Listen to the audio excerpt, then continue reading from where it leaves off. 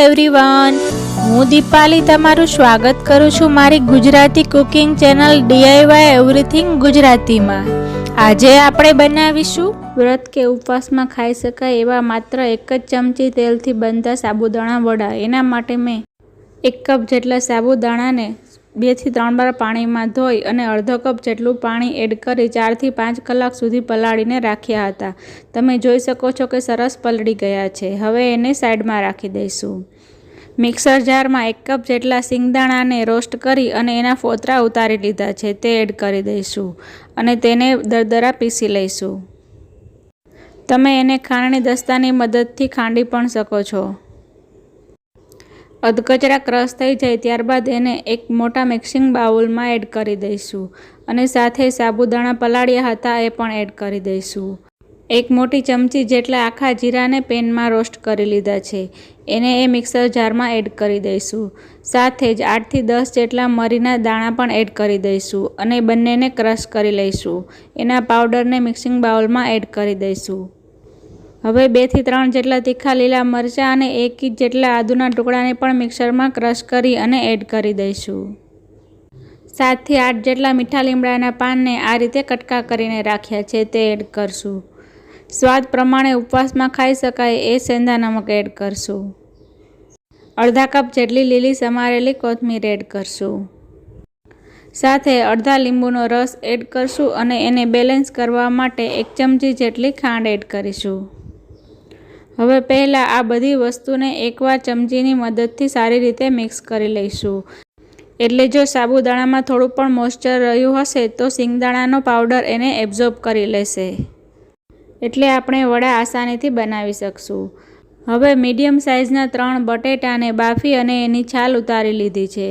હવે એને આદુ ખમણવાની ખમણીની મદદથી એને ખમણી લઈશું। તમે ચાહો તો હાથથી પ્રેસ કરી અને આમાં એડ કરી શકો છો। એકવાર બધું સરસ ખમણાઈ જાય ત્યારબાદ હાથની મદદથી બધી વસ્તુને સારી રીતે મિક્સ કરી લઈશું અને ડો જેવું બનાવી લઈશું। તમે આમાંથી જે વસ્તુ વ્રતમાં ના ખાતા હોય એ સ્કીપ કરી શકો છો અને જો એમનેમ ખાવા બનાવતા હોય તો તમે એમાં ગરમ મસાલો, ચાટ મસાલો કે પછી કોઈ પણ પાવડર એડ કરી શકો છો। તમે મારી ચેનલમાં વ્રત કે ઉપવાસમાં ખાઈ શકો એ માટેની સરળ ફરાળી વાનગીઓની રેસીપી જોઈ શકશો। એ માટે ચેનલને સબસ્ક્રાઈબ કરો અને બાજુમાં રહેલા બેલ આઇકોન પર ક્લિક કરો। તો બધી વસ્તુ એકવાર સારી રીતે મિક્સ થઈ જાય ત્યારબાદ હાથ સાફ કરી અને હાથમાં થોડું તેલ લગાડી થોડું મિક્સર હાથમાં લઈ અને આ રીતે રાઉન્ડ શેપ કરવાનો છે। ત્યારબાદ એને બંને હથેળીની મદદથી પ્રેસ કરી અને વડા જેવું બનાવી લેવાનું છે। તમને જે શેપ પસંદ હોય એ પ્રકારના વડા તમે બનાવી શકો છો। કિનારીઓને આંગળીની મદદથી આ રીતે પ્રેસ કરી અને ગોળ શેપ આપી દઈશું। આજે આપણે 2 પ્રકારના વડા બનાવવાના છીએ। તો આ પહેલા વડા છે જે આપણે તેલમાં તળીને બનાવીશું। તો આ જ પ્રોસેસથી અડધા મિક્સરમાંથી આ વડા બનાવી લઈશું। આ વડા બની જાય ત્યારબાદ આપણે માત્ર 1 જ ચમચી તેલમાં ફ્રાય કરી શકાય એવા વડા બનાવીશું। તો એ માટે થોડું મિક્સર હાથમાં લઈ અને આપણે રાઉન્ડ શેપના ગોળા બનાવી લઈશું। અહીં તમારે આ પ્રકારના વડાને હથેળીની મદદથી ફ્લેટ નથી કરવાના, માત્ર રાઉન્ડ શેપના ગોળા બનાવવાના છે।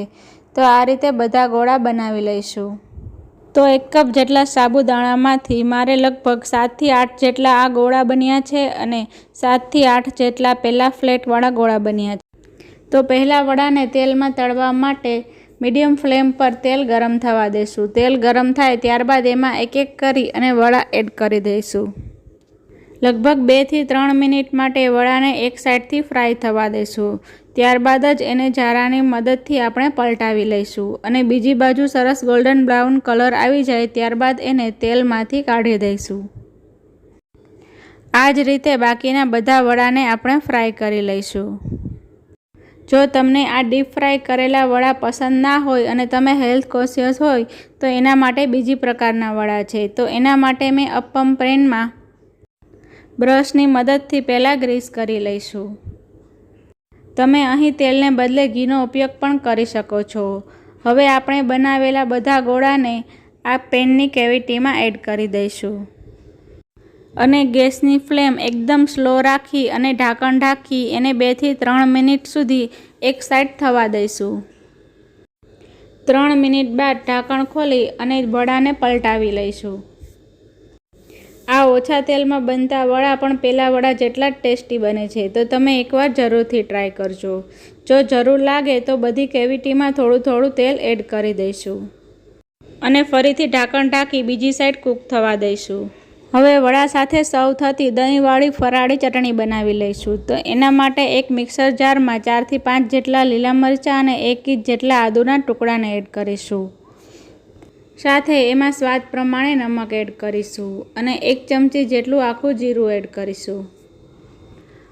અડધા લીંબુનો રસ એડ કરીશું અને સાથે ટેસ્ટને બેલેન્સ કરવા માટે ખાંડ એડ કરીશું. 1 મોટી ચમચી જેટલા કાચા સિંગદાણા એડ કરીશું અને સાથે અડધા કપ જેટલી કોથમીરને ડાળી સહિત એડ કરી દઈશું. હવે આ ચટણીને એકદમ ટેસ્ટી બનાવે એ માટે 2 મોટી ચમચી જેટલું દહીં એડ કરીશું. જો આ દહીં તમે ખાટું લીધું હોય તો લીંબુનો રસ ઓછો એડ કરવો. હવે બધી વસ્તુને એકવાર સારી રીતે પીસી લઈશું.